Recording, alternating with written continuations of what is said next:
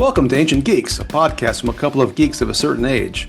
We look at the development of geek culture through the lenses of our youth and as informed by decades of geekery. We were geek before it was chic. I am the harbinger of this podcast, Stephen Taylor. And I'm the anti-harbinger, Tom Grant. Today on Ancient Geeks, we talk about DC's 1985 limited series Crisis on Infinite Earths.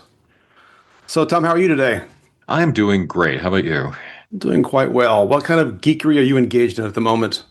Well, so I've been continuing my experiment with solo role-playing, and I've taken a detour into office supplies. So as any That sounds like a boring game. tabletop gamer will tell you, storing your gaming supplies so that they're handy and easily transportable has always been sort of a sub-hobby of the hobby.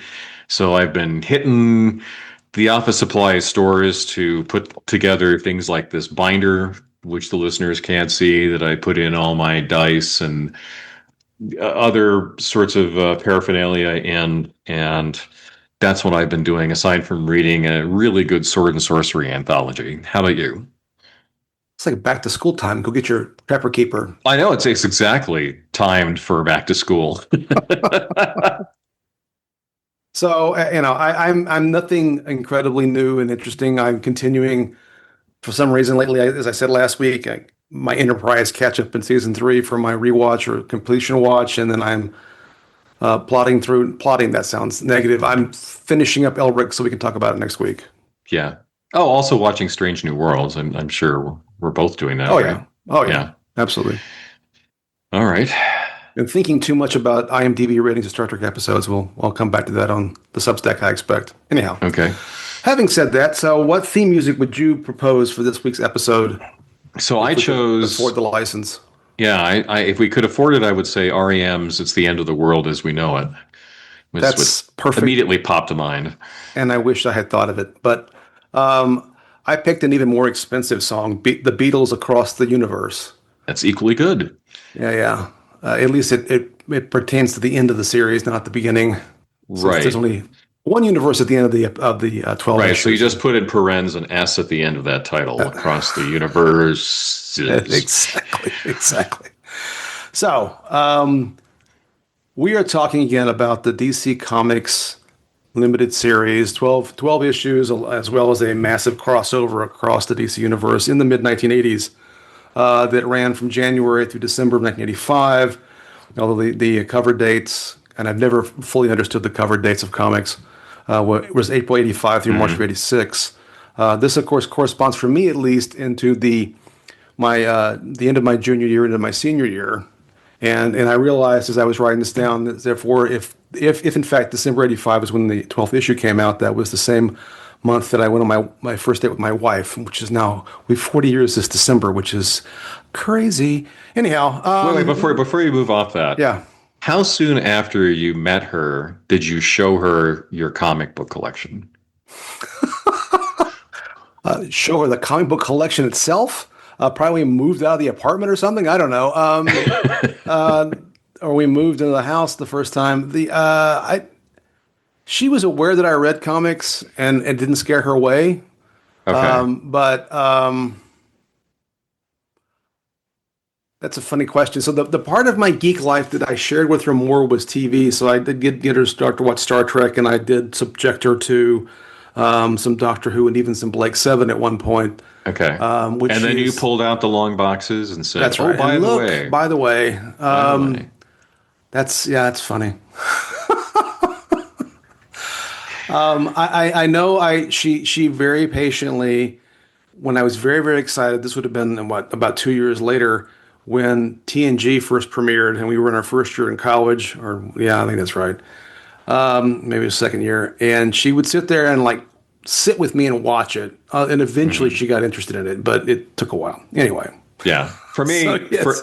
for me, there was a point at which my wife-to-be said, I didn't realize you had so much stuff.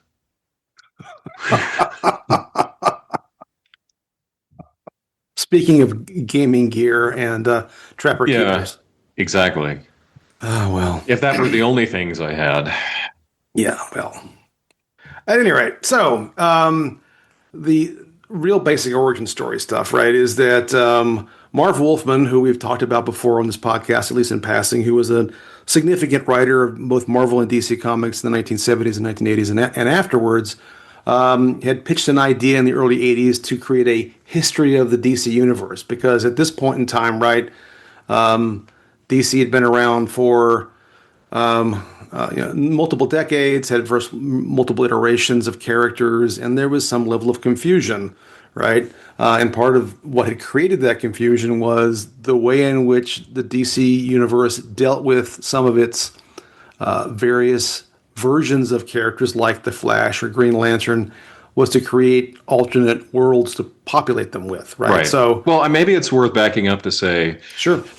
There was a continuity that started in the 1930s, with the first Superman story, Right. and then the other Golden Age heroes who kind of then lasted through into the 1950s through World War II. That was kind of a big landmark in the Golden Age comics. All of the superheroes fighting Hitler and Tojo. And then there was the Silver Age, in which those characters pretty much disappeared, and were replaced by either different heroes or more modern versions of Green Lantern or the Flash, who were different people.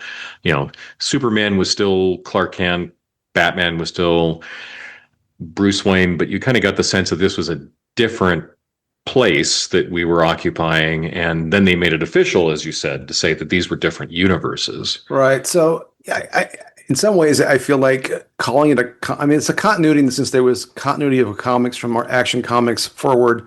I don't know they really thought about it all that much, right? They just decided at some point to upgrade these characters. The most prominent ones, as you say, Green Lantern had an entirely different backstory, an entirely different costume. Same with the Flash. But the big three, Wonder Woman, Batman, and Superman, kind of stayed the same. We just didn't really pay attention to the fact that it had been going on for decades at this point. Because they didn't worry about continuity in those days. No. But, the seminal moment actually is Flash 123. This is well after the premiere of the Barry Allen version of Flash, the one that most people are familiar with the red costume, who had replaced the previous Flash, who had the sort of Mercury hat and whatnot, and in Flash, or the Hermes hat, Hermes hat. Excuse me, if you want to go into OG mythology. There we go. One of those hats, or it's the FTD florist hat. Okay, it's official. That's right. It's a florist.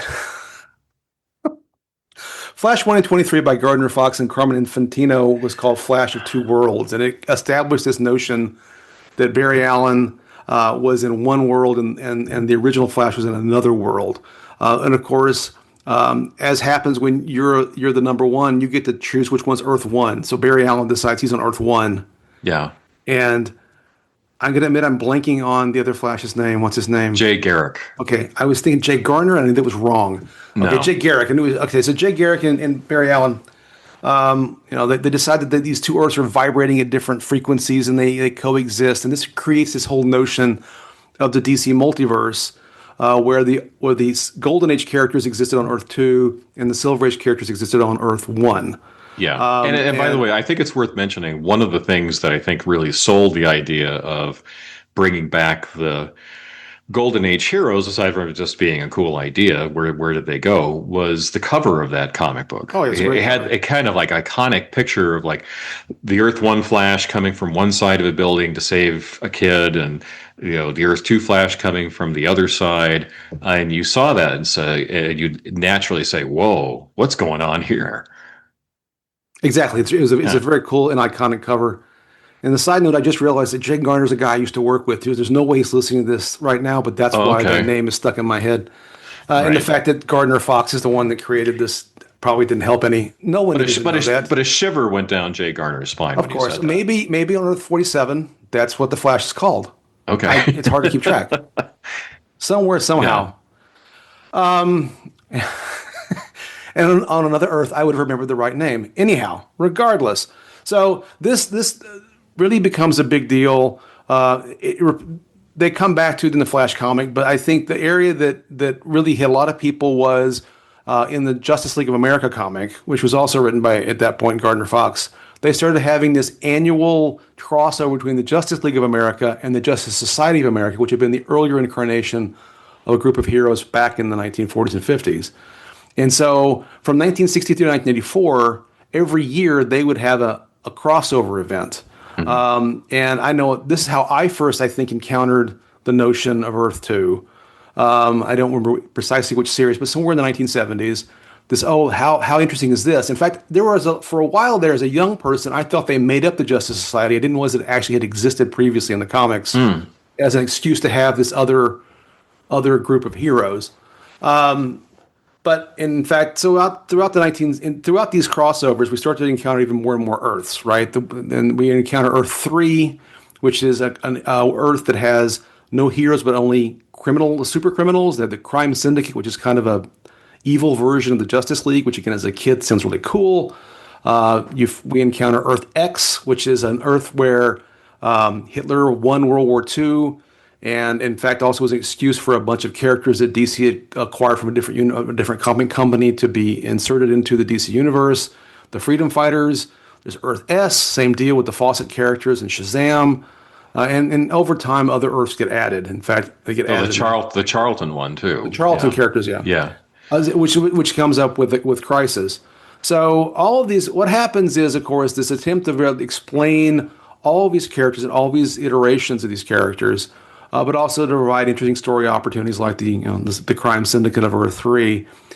The problem becomes increasingly confusing and also not always consistent, right? But I know as a kid reading DC Comics in the 1970s, I found this utterly fascinating that there was these multiple universe variations, and on Earth 2, Batman had died and his daughter became the Huntress, or that instead of Supergirl on Earth 2 there was Power Girl, and all these different sort of iterations of characters and other characters that I really didn't understand or know. Sometimes in my mind, very minor characters like Mr. Terrific, which ends up being the inspiration for the character that we saw in the Superman movie we discussed a couple of episodes ago, who's now in the modern DC universe also, and so forth and so on. It was just I thought a really cool thing as a kid to try to understand and figure out these different realities. What was your experience with all that? Well, it was also very cool because of the unavailability of Golden Age comics. I was a young comics fan. Exactly. And you would catch glimpses of the Golden Age heroes, but the comics themselves were really expensive. I mean, unless you were a well-to-do collector and knew where to hunt these things down, they were just not available at all. There was an occasional reprint of stories. Sometimes DC would publish like an 80-page super spectacular, which was like a compendium of back issue comics, often going back to the Golden Age, but that was it. And so if you wanted to get a sense of who was the original Green Lantern, who was the original Flash, who was the original Atom, who were these characters, who were their villains, who were their secret identities, what were their origins, it was few and far between to find the answers to those sorts of questions. And then the yearly Justice League hoedown with the Justice Society was a fun way of getting a bit more of a glimpse. And occasionally there were crossovers. Where in one of the regular comics, maybe the Flash would run into his counterpart on Earth 2 again, but it was the one way you got a view into the Golden Age comics from like the 1960s and 1970s. Exactly. No, that's a great point. I think for me, and I've expressed before, that part of the thing about a lot of this genre fiction that I encountered as a kid, and comics being a great example, the idea that there was this past that could somehow be researched or understood, but was difficult to understand, fascinated me, right? And again, like going from understanding that no, they didn't make these characters up just for this purpose, that they in fact did pre-exist and pre-existed in other publications, some of which in fact I didn't get to read until the DC, the Apple and the iPad became available to me. Like I went back and looked very specifically. I read all the JLA, JSA crossovers that I couldn't find or couldn't afford as a young man, or the the first time the two Green Lanterns cross over, there's a very important crossover that actually feeds into some of the story in Crisis, actually, and so forth and so on. Some of the stuff, yeah, you might find in some reprint somewhere, but it was always very limited and not a full picture of what had happened in the past. Yeah. And then these things would just crop up in various places. And I often encountered them, I thought, weird places. Like there was some of this stuff, I think, and maybe the first time I saw the Crime Syndicate, I can't remember. There was, in some more obscure comics, the not Legion of Supervillains, but there was a comic that was all about supervillains, and I'm blanking on the title right now. I cannot remember things today, apparently. But at any rate, well, I just want to throw in in the 70s when they did the Freedom Fighters. These were again Golden Age characters. Yes, the Phantom Lady, the Black Condor, Human Bomb, Uncle Doll Sam. Man. Yeah, Uncle Sam. Yeah. Like you just wouldn't get you wouldn't easily get the back issues where you could read about these characters. And what was cool about it was at first this was just a separate continuity. They didn't try to make it part of the main continuity. It was just where these heroes are still fighting against Hitler decades after. In the in our timeline, the Nazis had lost the Second World War. Right. No, that's a good example. So to reframe what I was trying to say as I refresh my memory very quickly, I've described before that my encounter with DC Comics mostly at this point in my life is through those packages of 3 comics put together in a plastic bag that you bought at the grocery store or the drugstore. And often they may have like a Superman or a Batman, and there were some other obscure comics that were stuck in there somewhere. And some of the ones that I encountered, including there was a Freedom Fighters comic that I was fascinated with just because I knew an alternate Earth. That's how I first encountered Power Girl. It's how there was the All-Star comics, which was also a Justice League comic. And the one I was trying to conjure was the Secret Society of Supervillains, which is one of stuck in my head for a long time. And I think that's actually the first time I had encountered the Crime Syndicate, because that's I think the first time they had returned since being in the Justice League. And so all of these sort of weird side stories that aren't necessarily part of the big characters like Batman or Superman or even the Justice League, I just found the whole thing fascinating, that there's this whole vast history that could be understood and all this connectivity. Yeah. And eventually DC did publish a history of the DC universe. Yes. Which one version of that, George Perez was the artist for that, as well as on Crisis on Infinite Earths, as we'll talk about. So it's interesting you bring that up. So yeah, that was published, I think, either in conjunction with or not long. I think it was not long after the Crisis, as an attempt to try to unify all this stuff. And there's a new version of this, by the way, that I just read. This year was published, a 2-volume set. Yeah. That actually tries to again make some continuity. And one of the interesting things about it, and I have not looked at it in grand detail, is that the 2 issues, and I think there are only going to be 2, but I'm not positive because I didn't look up whether there's going to be any more, has an annotated appendix in both issues of like first appearances of things and all kinds of like when the continuity fits in the comics. Is actually pretty impressive. Yeah. In some ways, it's more comprehensive than the one that Perez did. Yeah, but it's not just across universes; it's also across time. I mean, this is one of the other big challenges for any comic book publisher, as long-standing as DC is. You have characters back in World War II. For a while, World War II based comics, like Sergeant Rock and Easy Company, and were a big thing. And back to World War I with Enemy Ace, back to the Old West, there were characters from then, back to the Stone Age, and then into the future with Legion of Superheroes and Rip Hunter, Time Master, and all these other characters beyond the 20th century. So making sense of across universes and across time is a big job. A very, very big job. And it had gotten kind of out of hand. So that leads us, I think, into, let's pause and ask a question. I think that may frame this and may come back toward the end as it pertains to DC. What are your thoughts in general on multiverses? And I'll go ahead and say that this seems relevant not just for this conversation, as we've already been talking about, but it's relevant for the things we're seeing in the current Marvel universe on TV, on the movies, cinematic universe. We're going to talk next week about Elric. This idea of multiverses comes up in the Elric books. So what are your or even in Star Trek, what with the Kelvin universe. So we this is a pretty prominent element of genre fiction, both past, present, and future. Right. What do you think about the concept, and is it good, bad, or indifferent to you? I think it's good in small doses. Hmm. And I think where DC got into trouble was they tried to rationalize it too much and try to use it with probably more frequency eventually Hmm. than just like the yearly crossover with the Justice League and the Justice Society.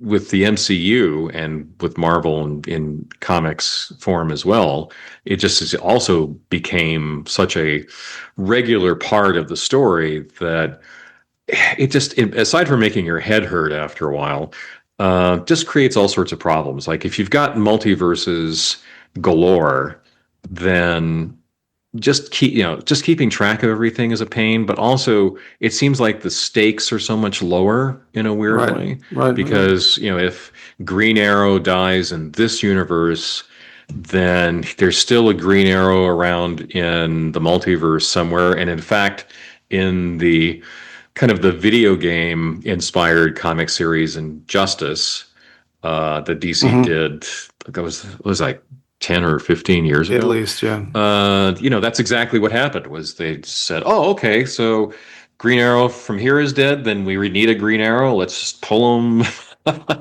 out of the file cabinet of The full deep bench. multiverses. Sure. Yes. An Yeah. infinite number of Green Arrows typing out Hamlet.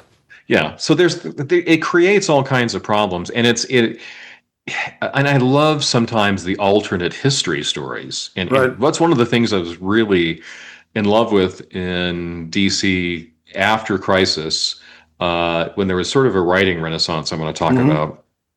But they would do these Elseworld series. So they would do crazy things like, what if Batman was bitten by a vampire? Or what if Superman's capsule when he was an infant landed in the Soviet Union instead of the United States? I mean, Right. these are incredibly cool ideas, and they would run a limited series of comics about that, but it would be its own standalone story. If they didn't try to fold those things back into the main continuity of the DC universe. So things like that I think are great, or I was never a real big fan of the Ultimates universe Hmm. in Marvel, but okay, that's cool. You could kind of take it or leave it. You didn't have Right. to make Right. sense of Right. it. Instead of now, it's like you watch a one of the animated Spider-Man movies that came out recently where it's all very multiversal and it's kind of cool from a referential standpoint, but you just kind of realize looking at that, it's like, oh, well, so there's the Miles Morales Spider-Man, there's the Peter Parker Spider-Man, there's the Gwen Stacy version of Spider-Man, Right. there's the film noirish version of Spider-Man, all in these different universes. Like, I'm never going to read all that. Right. Right. Unless I'm a super fan of Marvel Comics. So it kind of limits my enjoyment of the story. It is a lot to keep track of, and I think that's the downside. I find as you say, in certain doses, it can be fun. It can allow for certain kinds of storytelling that otherwise might not be possible with the main continuity. But it's one of those things, I don't know what the right balance exactly is, but you can certainly get way out of whack real fast. And we're going to see how, for example, in the Marvel Cinematic Universe, they use the multiversal concept to bring the Fantastic Four into the current continuity, as well as the whole Doctor Doom Hmm. thing. And how does Robert Downey Jr. play into that? Slash Tony Stark, yada yada. We'll find out. But Yeah. it creates opportunities, but also can create some complexities that may or may not work.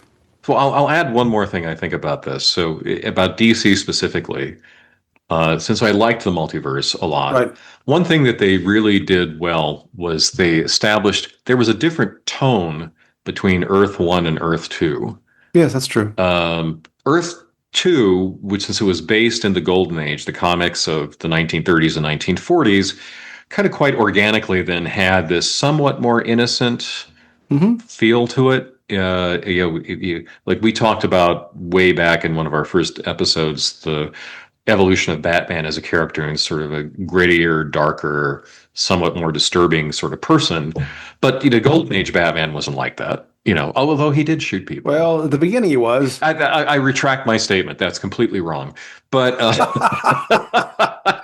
but a lot of the heroes in general, aside from Batman, they just was the villains were a little goofier and not as menacing. They were just really mostly out to until World War II when they were out to help Hitler. Were mostly just bank robbers, effectively. Well, I'll rescue your statement in the following sense. I don't think the Batman I need rescuing. The Batman that was Batman was weirdly, which is kind of funny when you consider how popular Batman was and is now, was one of the Earth 2 characters that did not really show up all that much. In fact, he was he died. Well, at first he was retired and become the chief of the commissioner of police. Yeah. And then he died of cancer? I can't remember now. It seems like he was. But he did not make any prominent appearances the way the Earth 2 Superman would show up far more often than Batman ever would. I mean, often in these JLA, JSA crossovers, they would use the more minor characters from the JSA or the ones that maybe had distinct visual differences between the characters. I'm only being semi-silly by saying this. Maybe part of why they would do Earth 2 Superman is you could have the grading at the temples so you could tell who Earth 2 Superman was. Right. But I think you're right, though. I think there was maybe not so much casting back to the 40s, but maybe casting back to the late 50s and 60s kind of vibe that we've talked about before in DC Comics. That may have been a little more prevalent in the Earth 2 stories. Right. And it did allow some investigation of more minor characters like, Our Man or the Star Spangled Kid or whatever the case may be. Well, it allowed for also some interesting play with tone because if you establish as your baseline Earth 1 kind of more in sync with contemporary mores, Earth 2 more like the 1930s and 1940s, you can go back and tell stories where you kind of turn the dial a little bit on the tone. So, for example, there was a really great DC series, miniseries. I think it was like 6 or 8 issues. I almost said episodes. 6 or 8 issues. It was called The Golden Age, and it kind of recast in a less innocent light a lot of what had happened with the JSA, and it's a really good standalone story that contrasts with the Golden Age comics. Or if you look at the Silver Age, the 1950s, 1960s, and so forth, there are comics that DC did, like the New Frontier, Darwin Cook did, that said, okay, well, let's take this and then like very explicitly make this feel like this is a universe set during the Kennedy era. Right. And that was also, I thought, a huge success. So having kind of, again, as just to repeat myself, having established these baselines, you could then experiment in interesting ways. That's right. That's correct. Yes. So let's turn our attention then to these 12 issues for a few minutes.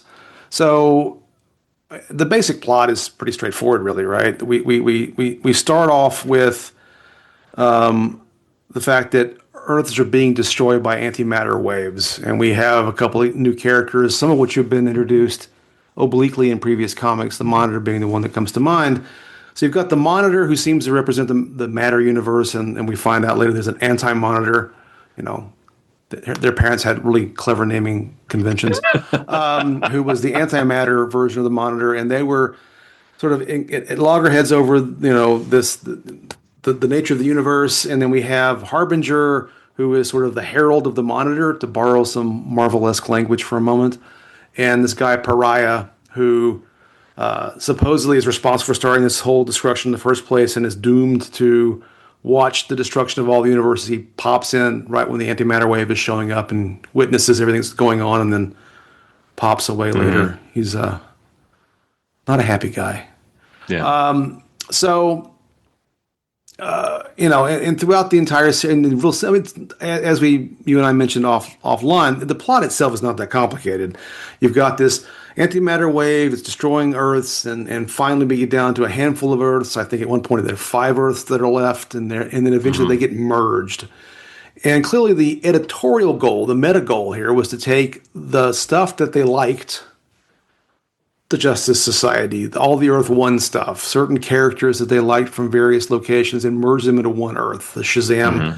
people, for example, or the Right. the The Blue Charleston characters, the Beetle Blue and Beetle Captain in the Atom. Question. Yeah. Yeah. So this was a clever way of doing that. So all this, this, but the comic itself is actually, I think it's a masterpiece of taking all of this stuff that we've been talking about, the various Earths, the various time frames, right? And all these characters, so many characters, and putting together in this conflict. Many of them die. I mean, the body count in this comic is off the charts, Right. and some very prominent deaths we'll talk about here in a minute. But to finally get to the point where we have only one Earth, one Right. universe, one merged universe, and then that then sets the stage for Marvel Comics in the late '80s into the early '90s before they blow things up again. But we'll get to that later. Yeah. So Oh, so by the way, I go just ahead. want to add something I'd love to circle back to later, which I think this sets up a great era in DC Comics that might not have happened if they were still flailing around trying to deal with all these different universes. No, I think that's fair. We've talked about it before in various reasons, mostly about Batman and some other stuff. But I think that you're right. The post-crisis DC universe just feels like it has ramped up the quality of Hmm. writing in particular in ways Yeah. that were not necessarily true prior to that. I mean, there's some prominent counterexamples. The new Teen Titans, it was pre-crisis, and that I think was part of that same renaissance. Hmm. But and of course, the team that brought us the new Teen Titans is the same team that brought us this comic, written by Marv Wolfman and penciled by George Perez. And the art in this, I'll go ahead and say now before I forget to say it, is I think phenomenal, and it is a great example of the way in which Perez not only gets to draw all these characters, it was part of apparently his motivation for wanting to do this, but the way in which he plays with panels in this is Hmm. just masterful, right? It's not just a bunch of rectangles on a page. It is often multiple page spreads or different sort of playing with the way the panels should work, and it's very impressive. Yeah. I would also say just to backtrack a little bit, the Marv Wolfman George Perez team, since you mentioned the Teen Hmm. Titans, had been responsible for restarting a series that seemed on the surface inherently ridiculous. Yes. It was one of my least favorite DC comics. So if you don't know, the Teen Titans were basically the sidekicks, the kid Right. sidekicks, as the name Teen Titans blares very loudly. Yes. So you had Robin and Kid Flash, and Wonder Girl, Aqualad. Aqualad, and it was just goofy. I mean, there was, Yes. it was one of those things I did not collect. One of the series I just, if there was a Neil Adams issue of Teen Titans that I got, but otherwise, why would I read this? And those two, people we keep talking about, Marv Wolfman and George Perez, then updated them to the point where they not just became more mature, and weren't just goofy sidekicks, but also just like they had their own storylines, their own villains, Yes. a couple of new characters. It really was a strong, strong start. It became an immensely popular comic book. Oh no, it was as I think we've described it before on the podcast. It was DC's new X-Men. Yeah, And exactly. it did demonstrate, I think, to the point you're making, that Perez and Wolfman demonstrated a capacity to restart something and to breathe new life into a property that maybe needed some life breathed into it. Yeah. And George Perez is kind of an interesting guy in comics in general because he worked at both DC and Marvel. Yes. And he had this, I think, unique talent of being able to draw practically every comic book character credibly, and Yes. he did that with the Avengers Hmm. when he was working at Marvel. I don't think everybody can do that. I Not agree. every comic I artist agree. can do that, and that was vital, obviously, for Oh, a absolutely. a DC comic series that included every DC character ever created, practically. Agreed. Okay, so I guess the best way to describe the comic, it's really a series of various team ups, some set pieces, the battle, trying to understand what's going on, what's getting destroyed. There's some, various dramas that take place about these destructions. Characters are being eliminated left and right. But what are some highlights that stick in your mind after all? Well, actually, let me ask it this way: how did you first experience this comic, and what was your reaction when you first experienced this comic? Well, it came at an interesting time for me because that was exactly at the point where I was kind of re-entering comic reading again. So I started college. I said, I don't have time for this right now, or money for that matter. Right. And I, had other priorities. So, a few years into that, I said, well, okay, well, I'll dip my toe back into what's going on in the comics world. And I think I bought these off the rack at Brentano's, the Oh chain wow. bookstore that isn't in existence anymore. And I What's a said, bookstore? "What's a bookstore?" And it was actually like I right when Crisis on Infinite Earths started, and I said, "What the heck is this? Right. This is amazing! What are they doing?" So it sucked me in immediately, and became a spur to re-engage with comics at a level I'd put on hold for a while. How about you? How did you So I encounter it? would. That's interesting. I'm probably at this point, like I said, I'm a junior in high school, and I'm probably at the height of my comic collecting at this point because I am Mm-hmm. am both gainfully employed, working at McDonald's, don't you know? But I had a paycheck and I could buy comics and I didn't have a lot of other expenses. Mm-hmm. And had was at that point pretty heavily a Marvel guy, but had dabbled in DC mostly because of the Teen Titans and maybe a little bit of Batman, but Mm-hmm. really didn't read a ton, even though I'd read quite a bit as a kid, or a younger kid. And so this, I think he was a known quantity. I would go to, at that point, it was Little Billy's comic book shop or store. I can't remember if it was shop or store in Lake Forest, California. Little And Billy. Little Billy, that was Now, is the, that his actual name, or is that a euphemism? he was, he was, that was his nickname. He was Bill. I don't remember much more about him than that, and that it was Little Billy's, and then it eventually got sold and became Dragon Quest. Not that anybody cares. And in my memory, which is he kind of looked like Steve Dallas a little bit. Oh, okay. But anyway, that's who cares. Regardless, so I think that it had been sort of advertised and presaged, and at a bare minimum, the fact that it was Marv Wolfman and George Perez was exciting enough to Yeah. want to read it, and also kind of to your point earlier about how all this multiversal stuff often was a way to experience things from the past that you couldn't necessarily have access to. Hmm. I I think there was a lot of things in those first couple of issues that I sort of either knew about kind of or didn't all had never been able to read that I encountered in those comics. So that was very fascinating to me to sort of get this sort of historical background of the DC universe, even as it was being destroyed. And of course, the whole thing was just quite intriguing that what was going to happen with all this destruction, and what was going to be the end game.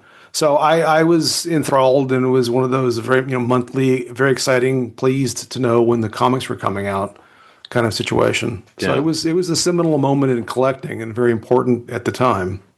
And Yeah. it's something I've come back and read. I've read multiple times over the years, even though I mean the story itself is not super complicated. It is just fun to look at because of the art, if anything.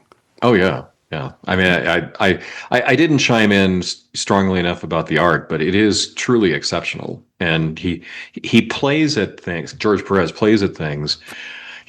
Little like I remember, like in the last issue or so, there was like at the bottom of the page, there Hmm. was like a black and white. Meanwhile, elsewhere from the main action, sort of inserts that were really Hmm. clever. Or I also really liked that he was able to kind of do little homages to other artists. So you're looking at a character that was originally drawn by Joe Kubert or Hmm. Steve Ditko or Gil Kane, and it seemed like Perez was aping their style a little bit, for those particular characters. I thought that was really cool. No, it was fantastic. Absolutely fantastic. Um, so, and to get back to the question I derailed myself on, so I don't know that it's necessary or useful to go issue by issue, plot point by plot point, because again, Nah. the basic plot's pretty straightforward. What are some things that stick out to you about these issues, or does anything stick into you in your mind after all these years, or upon your review of the material? Yeah, so I thought that the problem of writing something like this, I'm sure, is how do I not just kind of digest and then regurgitate all of this massive history of the DC universe, and not just get completely overwhelmed by that task, but also like how do you do justice to the different characters? You're only going to Right. get little snippets of most of them, but you saw that with Marv Wolfman's writing, Superman felt like Superman. The Yes. Oh, introduction yes. of the Marvel family really caught the tone of that particular character, which was again kind of a level below maybe Superman in seriousness, even though it was like a Superman-like character with kind of very cartoony sorts of protagonists and antagonists in the Captain Marvel continuity. And it also really just kind of drew in a lot of characters I grew up with. When I was a young comics fan, you got to see moments when the Green Lantern Corps was highlighted, or the Spectre was a big part of the story, or a surprising amount of Sergeant Rock in these in these issues. But I used to read Sergeant Rock, the World War II comics. The Demon was a minor character relative to some of the other people we're talking about that I still loved, and he makes a neat little appearance in that. And just like a lot of love thrown at some of the Silver Age characters that were less mainstream, like the Demon. I'll mention a few others: Challengers of the Unknown, Hmm. the Creeper. I mentioned Rip Hunter, Time Master. Any people who were not like marquee sorts of superheroes, but somehow these two guys managed to squeeze them in, Oh, and yeah. it didn't feel like a gratuitous cameo for them. No, I think that's a great point. It wasn't just, hey, look, here's this thing. It really did integrate the story pretty well. I think that's a good point. I mean, I remember being struck reading the very first issue, and one of the things that sticks in my head is because the first Earth that we see get destroyed is Earth 3, which, as I've mentioned, is the Earth Syndicate, the crime syndicate Earth, the Yeah. anti-Justice League. And it was striking that, these characters start dying. They start getting absorbed by this antimatter. And it really was, I think, a pretty well presented process. There's this bit where Ultraman, who's the Superman analog, who's kind of a bastard, as I recall, who just Oh yeah. decides he's done and he flies in the antimatter and says, that's just the way it is, I guess. This is how it all ends. And so I think it set the scene quite well. And I think that then transitions into a conversation we could have about the stakes of it all, right? Hmm. Because one of the characters that dies is Barry Allen's Flash, who of course comes back many years later, but everyone comes back. That's just comics. But at the Hmm. time, right, the Flash is, again, as we already mentioned, the Flash was the origin in some ways of this entire multiversal discussion back in 123, back in the 1960s. He was a member of the Justice League. He was a major character. Now, his comic had been recently canceled Hmm. by DC. And I guess he was deemed too boring at the time. And quite frankly, and I had some of those issues. The end of that Flash run, in fact, I recently got rid of them when I moved. I kind of thumbed through some of them. They were pretty boring. Yeah. Well, we've talked about this as sort of the natural cycle of Yes. comics, is that you would have these runs of the comic, several issues that was done by a particular artist, particular writer, maybe, and it seemed to like revive the Hmm. character and make everything seem more interesting, and then it would get stale again, Yes. and that's what happened with the Flash. But the great thing about the way the Flash is handled, not only does he die, which is, again, raises the stakes considerably, far more than some, occasional villains from Earth 3. was the way that it was done. Right, it's Wolfman writing very well, and Perez drawing it incredibly well, where he basically travels back in time and Batman sees him die before he dies. And we don't know what's going on. Eventually, we know that he's done some stuff with the anti-monitor in a deeper episode, but it is laced through the story of him appearing and disappearing, and before he actually does eventually perish. And I thought that was really effectively done. Yeah, there were lots of good mysteries in the early issues. Yes, there were. This creeping wall of antimatter, which was depicted as a white void, was actually pretty terrifying. The way it was, the way it was depicted. So, who's doing this? Why are they doing this? That was the chief mystery. Anyway, so lots of things dropped in, like the Flash popping in and out at weird moments. Yeah, and also, by the way, the death of Barry Allen set up one of the best post-crisis series, which was where Kid Flash, the Flash's sidekick, steps into the Flash's yellow boots, and he has to kind of learn to be the Flash and has to learn how to take on some of Flash's old villains, and he has his own, personal crises he has to deal with and so forth. Is just a really great new continuity that was only possible if you ended the one with the old Flash and gave complete freedom to somebody to write a new sort of Flash story. Yes. No, that was a good run, well. So how about the death of Supergirl? That was great. I thought hooray for death. No, I'm sorry. Hooray for death. No, it was moving. Yes. She died truly heroically. Yes. That was, I think, one of the high points of the whole series. I know. I agree. No, you're right. It was very well executed. It was very well. The entire storyline was interesting. The fact that she did do it in a heroic moment, the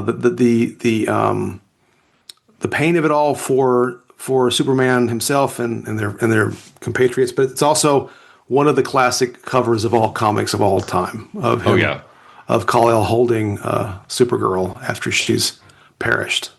Yeah, and it's one of those things. Like, again, going back to when we encountered all of this for the first time. You go to the bookstore or the comic store and you see that cover. Yes. And usually in comics, especially with DC, I think, you would see something like that, some sort of shocking event on the cover of a comic book. Oh my God, Batman's been crushed by a steamroller, or whatever the purported story that you'll read inside. And it was always a cheat, right? It was always, that's right. that didn't really happen. No, Superman and Lois didn't get married.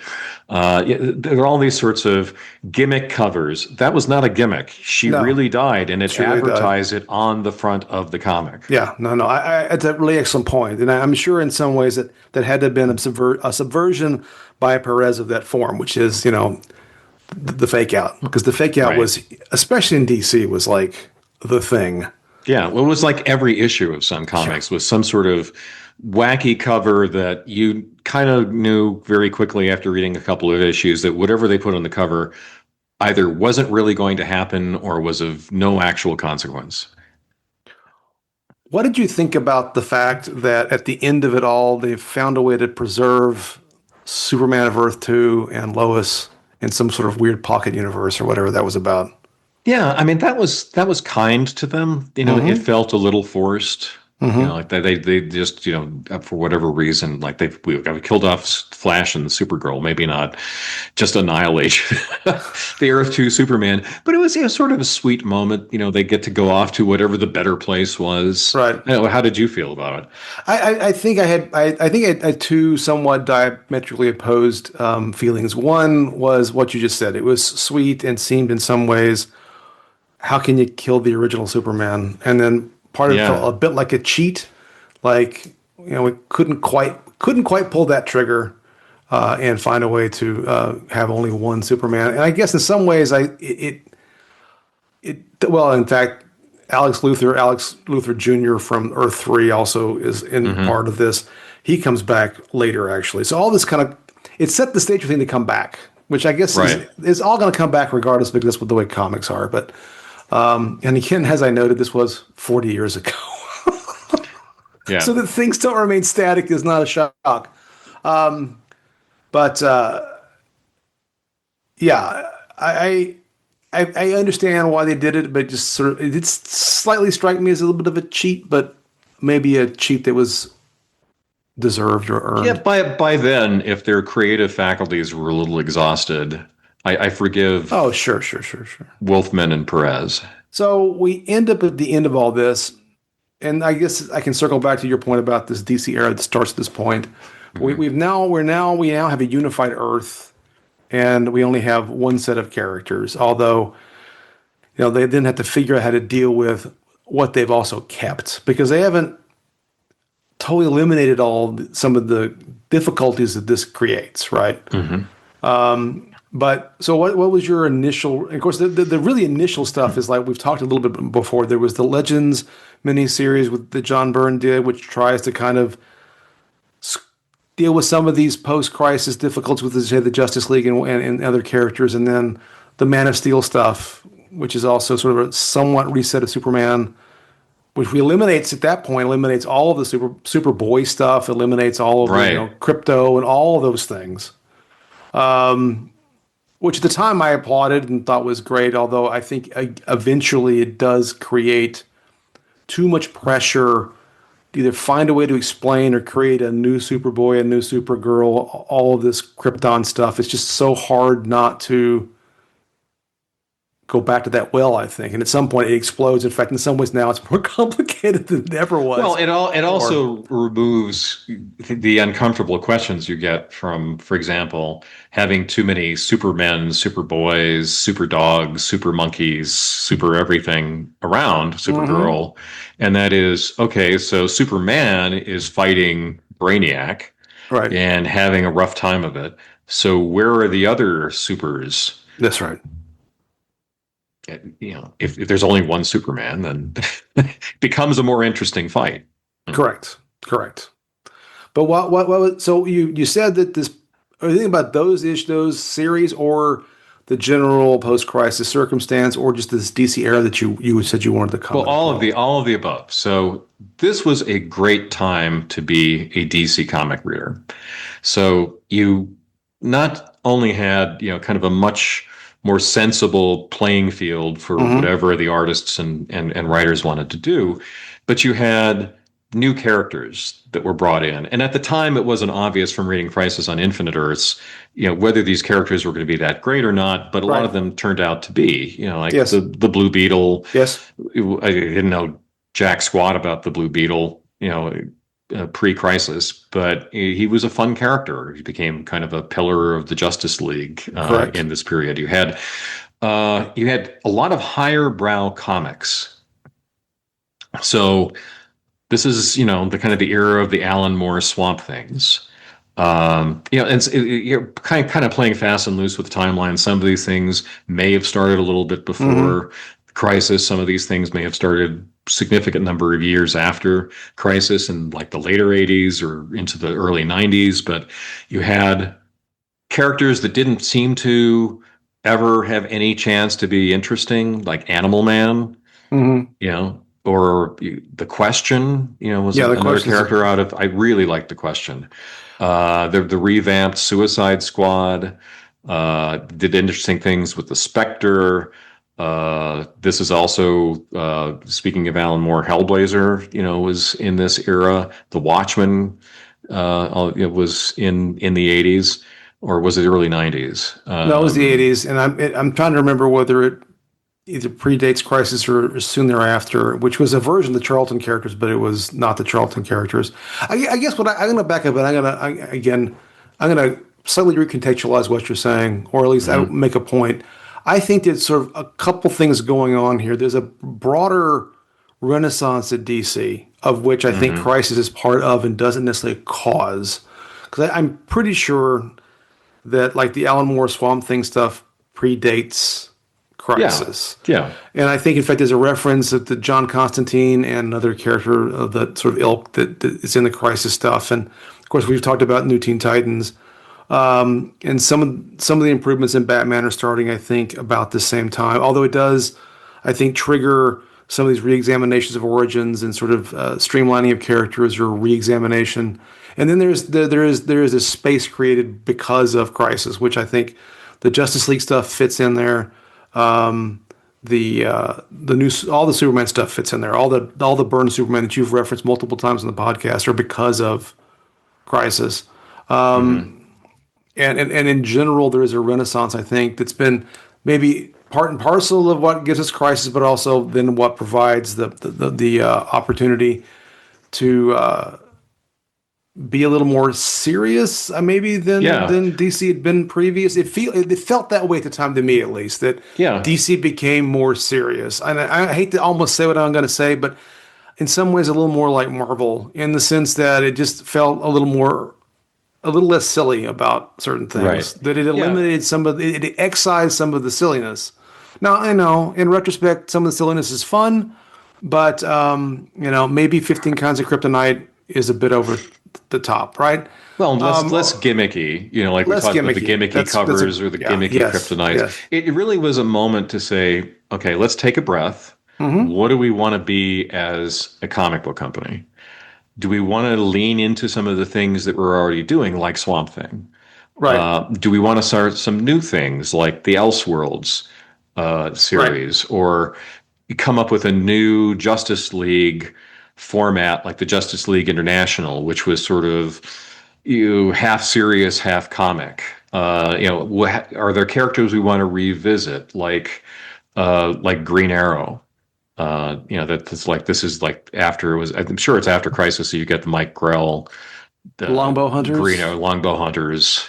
Anyways, so there's a lot of infrastructure that was put into place, a lot of, I think, deeper thinking about what you're doing as a comic book company, other than just like churning out yet another issue of Superman with yet another appearance of Mr. Mxyzptlk and then yet another goofy way to get rid of him. But just like, what do we want this to be? And it also then wasn't the last word on reconsidering these characters. So you also had the Legends miniseries and and then the reboot of Superman with Man of Steel under John Byrne. It's like, okay, we want to have a particular, as you said, less silly, a little bit more mature and serious, bent to things without, kind of being grimdark, but just, Right. Animal Man doesn't have to be silly. He can be an interesting character with well-written plots. Well, because I'm a pedant, or for any pedants in the audience, Watchmen is 86, 87, so it's after Crisis. Right. As is Longbow Hunters, it's 87. Mm-hmm. And Alan Moore's Swamp Thing does predate Crisis. But then to make another point that I think is sort of relevant here, I think, and this is sort of maybe a synergistic moment in comics, right? This is a moment where comics are becoming, it starts in the late 70s, right? When the new X-Men that we talked about a while back fits into some of what's happening in Batman, and that happens at this point. But comics are becoming less and less for kids, 9-year-olds, 12-year-olds, and becoming more other kinds of kids, 18, 20-year-olds, and maybe older. And I think there's a demand in the audience for more serious storytelling, and part of what Crisis is trying to do actually is reorient the DC universe in a way that makes it more capable of the more serious storytelling. And also, it does things like attract talent. I think I have to wonder, would John Byrne have been as interested in coming to DC if things hadn't somewhat reset, right? That's a great question. And also, again, you're looking at more artist-driven or talent-driven productions. I mean, again, Watchmen fits into this. The Longbow Hunters and Mike Grell, as you mentioned, fits into this. And the revitalization of Animal Man, all of these various comics, it is trying to tell somewhat more mature, less silly, more appealing to a somewhat older audience of comic readers. And I think all of this is sort of feeding on itself at this moment in time. And Crisis is, I think, just this quintessential attempt to reset the stage for the writers and the creators of the comics at that time. Yeah, and it's not as though I think it shut kids out.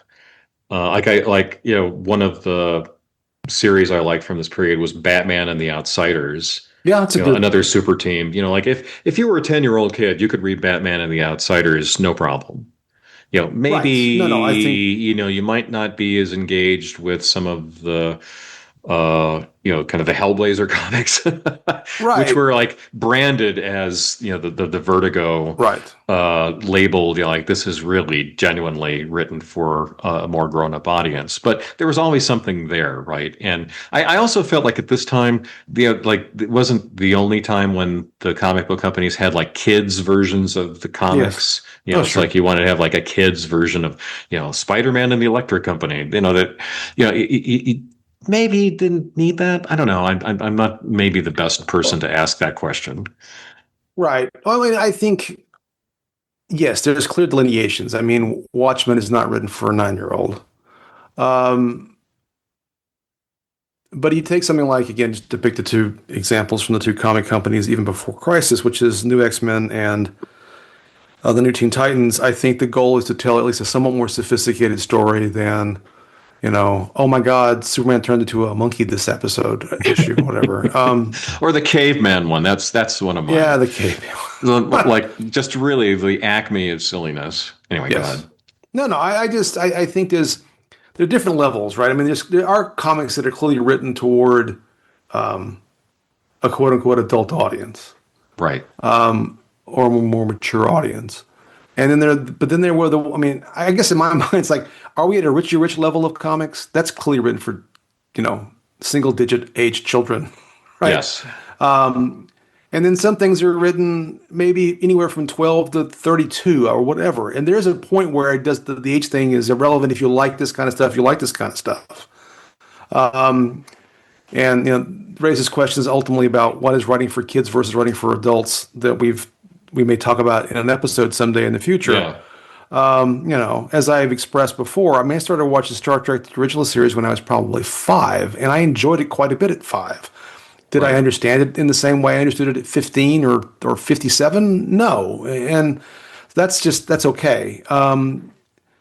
But I do think that this era of comics became more cognizant that it was more sophisticated readers and not just goofy adventure stories, as we talked about, especially in the 1950s and 60s. Anyway, Yeah. I won't belabor that any further. So let's talk a little bit about sort of the other outcomes or other results of this, right? The long-term implications of Crisis. I mean, on the one hand, I think we've already discussed that it created some new creative space that was positive. Mm-hmm. It also did create some complexities and things that didn't necessarily work as well as you might like them to, right? Like, you had to recast certain characters that no longer, if you're going to keep them, it doesn't make any sense to have their old origin stories. Like, Power Girl is a great example. Power Girl was supposed to basically be the Supergirl of Earth 2. It was a Kryptonian Superman's cousin. Well, they tried to recast her at various times as being Atlantean. There's like a whole bunch of different versions of her. Oh, I forgot Creates that. all Yeah. kinds of difficulties that don't make total sense.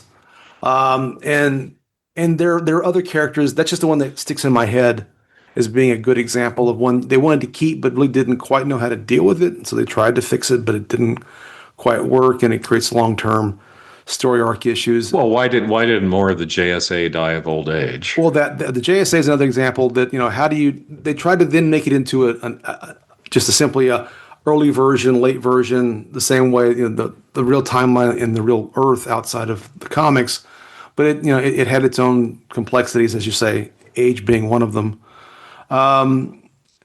And the other, well, is there anything about narratively that you found problematic about the merger, or am I being nitpicky or whatever? No, I don't think you're being nitpicky. It did introduce, I think, by reducing a lot of complexity, as you said, kind of introduced a little bit of complexity. I Right. think the different kind of cost complexity. benefit was really tilting in the right way. Oh, I agree. But, Yeah. again, like sort of explaining these things, like, okay, so we have this other Green Lantern. What's he doing? yeah. They actually kind of shift, Why does he have a problem with wood? It makes right? so much more sense for it to be the color yellow. I know. Any person will tell you that. Perfect. Any person, any random person off the street. But it just, it gets a little odd, Mhm.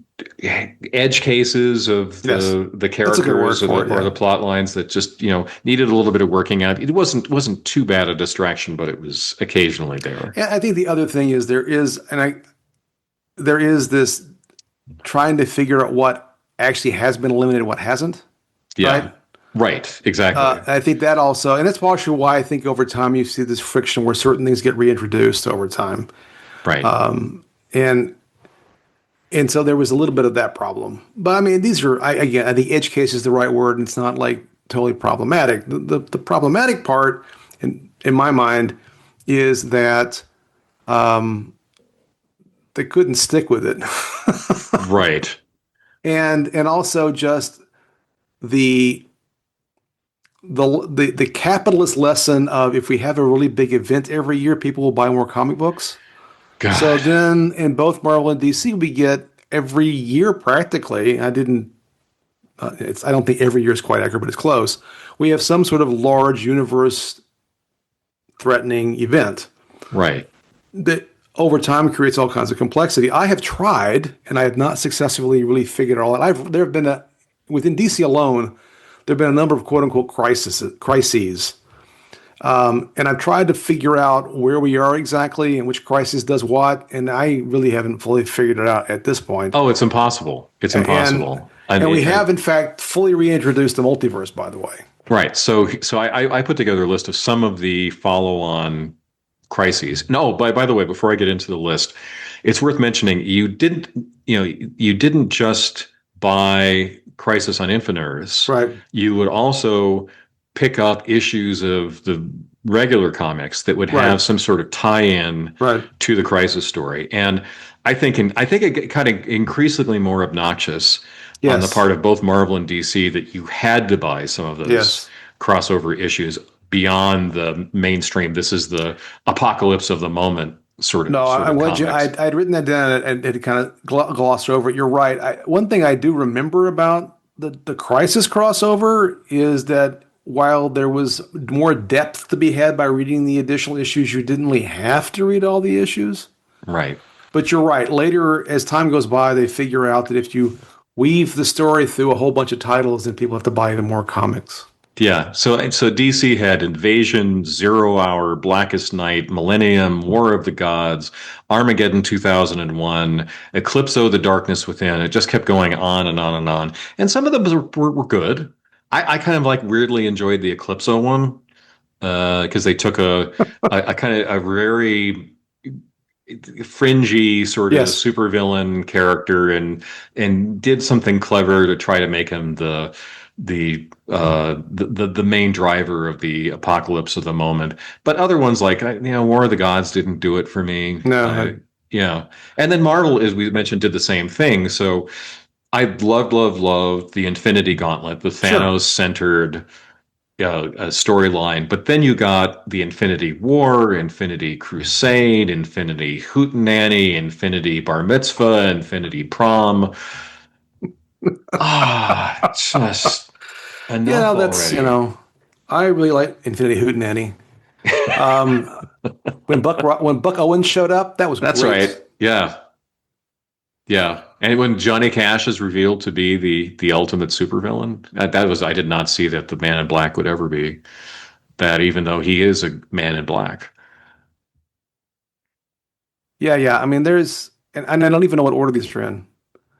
You're not even reading all of the. There Oh was no. Heroes in Crisis, Identity Crisis, Infinite Crisis, Final Crisis. Oh, I don't think so. Oh Dark no. Crisis, um, and various other crises. And like I said, I've tried to read some of them in order, just chronologically, and I get lost. Well, it also begged the question. So if you throw enough Armageddon's against the wall. Why doesn't one of Right. them stick? It Great becomes question. ridiculous, right? So there are these huge stakes in Crisis on Infinite Earths. Characters died. Things were profoundly changed. But one crisis after another, it's like, okay, we know this is, maybe another character will die. Maybe the Hulk will die. Maybe some DC hero will die. But in the end, they're all going to come back No, and that's right. the That's right. universe is going to be saved and everything will be just fine. And then we pick and choose again what we want to have be true and not be true until such a time as we pick and choose something else. Yeah. And the other thing I thought about the post-crisis DC universe was they actually, having had this cosmic event that was exhausting to read everything and kind of work through all the implications for all the characters as we were talking about and deal with all the edge cases, that a lot of the characters became more down to earth. And Yes. the one thing I want to point out to this, I know we've talked about this, but I don't know if we've mentioned it in the podcast. I really enjoyed the John Ostrander Spectre series, Hmm. like when he took it over. So here you have this character who really is like the hand of God, one of the most powerful characters in the DC universe. And in this series, he's really mostly concerned about the fate of one person.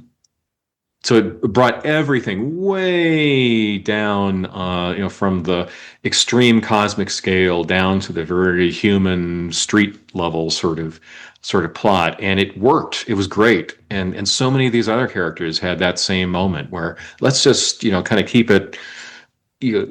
it more modest in our ambitions for what every story is going to do to raise the threat level. No, that's a great point. It did kind of balance things out for a while. Hmm. So, anything else about the series itself that we didn't mention you wanted to talk about? I thought it could have been shorter. I can see that. I think they could have pared it down to maybe 8 issues instead of having 12. Occasionally, I was a little baffled. What were the capabilities of the main drivers of the plot? The Anti-Monitor, the Monitor, Harbinger, Pariah. What could they do? What could they not do? Hmm. The Anti-Monitor always seemed to have some new thing that he could do. Um, like Godzilla being able to get new Well, powers. you ask what radiation, what can it do? Antimatter, Yeah. what can't it And do? what can't antimatter do? Yeah, minor net, I kind of missed seeing more of the new gods and Mr. Miracle. Hmm. I'm less of a fan of the Forever People. So the Jack Kirby characters that joined the DC continuity of the 1960s. Um, and then so this is sort of an aesthetic thing. I think if you have 12 issues of just everything packed, every hero, every villain, every place packed into the pages of the comics, it becomes overwhelming. The art's great, and it's a huge accomplishment what George Perez did, but it also kind of kicked off in a weird way all these extremely busy full lineup pictures that you see a lot nowadays. Like Hmm. if you're on like some of the comic book related subreddits or Facebook groups or whatever, people love posting like, here's a picture of the X-Men and every person who was ever an X-Men and every X-Men villain and so forth. It's just like these things are just a visual mess. I don't love them, and I think that's kind of like Crisis contributed to a weird fetish for these things, but I do not like them. Maybe so. You get Secret Wars, which I think is the attempt of an analog, and Marvel not long Yeah, thereafter. Yeah. and the second part of that, both of which, Oh, the second part's just awful. The yeah, first part is, hey, ugh, buy some toys, and the second one's just goofy. right, A minor thing I meant to mention a minute ago, but it's kind of fun only because it ties into the most recent Superman movie. yeah, Guy Gardner is a thing mostly because of Crisis. oh Now, yeah, he appeared originally in 1968 as a temporary replacement of Green Lantern, right, but he's like a nothing and barely. I don't know that he even appears maybe one other time. I can't remember. And then all of a sudden, this is I think an interesting example of all the research that was done before they did Crisis. They hired someone to read all of DC Comics and make notes. All of them. Crazy. It took 2 years. Crazy. 2 years. And so this is Marv Wolfman plucking this obscure character. In fact, also, I should point out, some of the stuff with the antimatter and what is possible origins of the antimatter universe also derives from early Green Lantern comics. So it's like there are antecedents to this story. It's not totally created out of whole cloth, which I was impressed by. But Guy Gardner becomes this very, very minor character who then gets resurrected, so to speak, at this moment in time, and then becomes important in the Justice League at the time, and now is in a major movie. Yeah, and he's basically a lout. And this was also like a good period for Green Lantern, like when Joe Staton was drawing Green Lantern. I think I think both Marv Wolfman and Steve Englehart were writers on Green Lantern around this time. That may be. But anyway, like that whole run of Green Lanterns was really good, and they brought in Guy Gardner to be kind of a foil. Yes. To kind of create sparks at different times, and he's also a constant in Justice League International, the really fun Justice League comic we had referenced earlier. Yes. No, actually, as I recall, Wolfman was writing Green Lantern late 70s, early 80s when he got this idea about the history of the DC universe because of some, at least according to that wealth of knowledge, I think it was Wikipedia, that pointed out that some fan had written in a complaint that why didn't these two characters recognize one another because of some continuity issue, and that created this idea that we need to fix this. There's just too much. Yeah. Interestingly enough. Anyhow. Yeah. Let me see. Any other thoughts you have? Because I want to go into lessons. Can we talk about lessons from? Lessons. Talked about this is like anything that we haven't already said. A new feature on Ancient Geeks lessons. Yes, we are lessons from the comics. We are two former academics, so we have to do lessons. We already said you can only go to the Armageddon well so many times. I'd say take your time to develop big stories too. I mean, we just mentioned the 2 years of research that some intern had to do. Oh my God, your life for the next 2 years is going to be reading every Golden Age, Silver Age, Bronze Age DC comic that exists. That's Can you imagine the dreams? The dreams, man, the dreams. The dreams, including Lois Lane and Jimmy Olsen. That was a Sideshow Bob kind of sound you just made.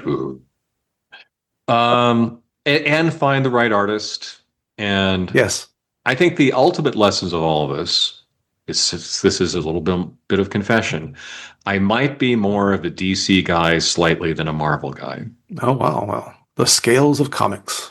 The scales of comics. How about you? Any other last lessons? No, I mean, I think that multiverses can be fun, but they also can be a bit of a mess. And so I guess it's a guilty pleasure to some degree to have all the silly variations and things. But it also, needs to be done right. So, did you have any merch? I had nothing because I spent all my money on all those crossover titles. That's right. That DC hooked me into buying. So, speaking of Little Billy, Bill Gates, he had there used to be all these promotional posters, they would put up in the shop. And there was one of the issue, was it issue 7? And I had it on my iPad and I closed it, where Superman's holding Supergirl. So I have an original promotional poster of that, and that's some merch that I had. That's from that area. I still have it. Anything you wish you had? So now I've always wished that I had gotten that framed, and I never have. So maybe someday.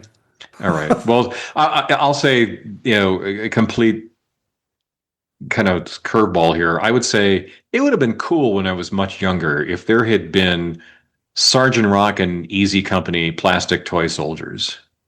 Just saying. That's fun. Little plastic ice cream soldier. That would have been fun. Excellent. Well, that I think brings us to a conclusion of this week's exciting episode, this multiversal foray into DC Comics Crisis on Infinite Earths. Thank you all for listening, and we'll see you next week. See you then. Time for us to get out of the way of the antimatter wave, threatening to destroy us all, and wrap up this episode of Ancient Geeks. Thanks as always for listening. Please like and subscribe on the podcast app or platform of your choice, and we'd be grateful for any reviews you want to leave as well. If you want to contact us directly, you can send us an email at someancientgeeks@gmail.com. You may also find us on Reddit, Facebook, Blue Sky, and other social media outlets.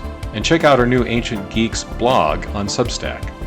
All content copyright 2025, Tom Grant and Stephen Taylor. Music is by Reversed Image, whom you can find on Pixabay.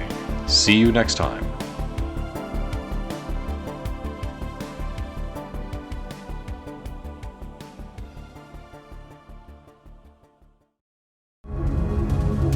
Billions of people have died, reduced to antimatter. And believe me, no one feels worse about that than I do.